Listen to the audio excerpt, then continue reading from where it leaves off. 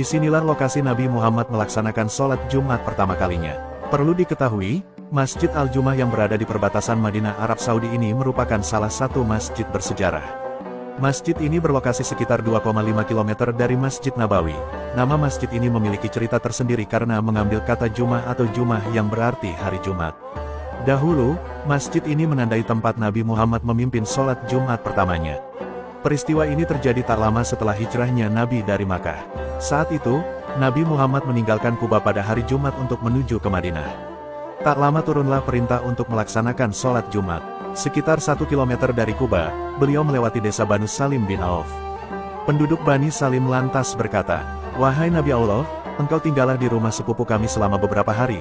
Berilah kami pahala juga, karena mereka akan bangga terhadap kami sampai hari kiamat jika engkau tinggal bersama mereka." Kemudian, saat itu Nabi Muhammad turun dari kudanya dan melaksanakan sholat Jumat pertamanya di tempat mereka. Sekitar 100 muslim berpartisipasi dalam sholat Jumat pertama ini. Di antara mereka adalah kerabat Nabi Muhammad dari Bani Najjar yang datang menemuinya dan beberapa dari Bani Amr yang mengantarnya dari Kuba. Setelah melaksanakan sholat Jumat, Nabi lalu menaiki qaswa atau unta miliknya dan berangkat ke kota Madinah. Awalnya, masjid ini dibangun dengan batu, kemudian dihancurkan dan direnovasi beberapa kali. Sebelum perluasan terakhir, masjid ini dibangun di atas gundukan kecil dengan satu kubah terbuat dari batu bata merah dan memiliki halaman dengan panjang 8 meter dan lebar 6 meter.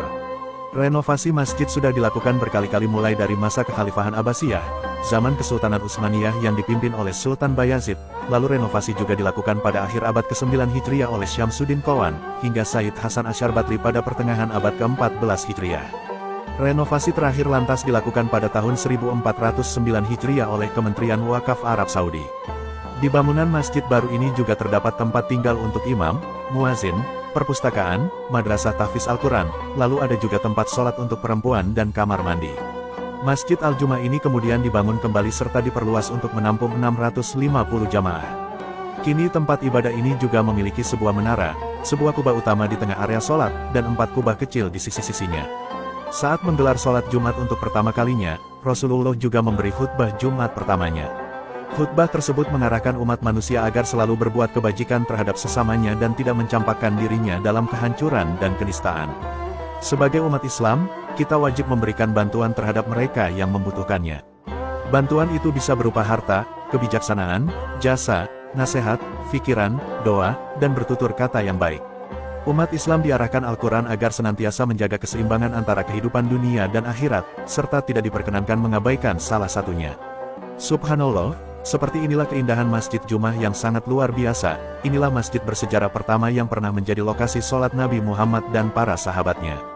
Masjid ini kini menjadi situs sejarah bagi umat Islam di dunia. Masjid Al-Jumah ini berkaitan erat dengan hijrahnya Nabi Muhammad SAW.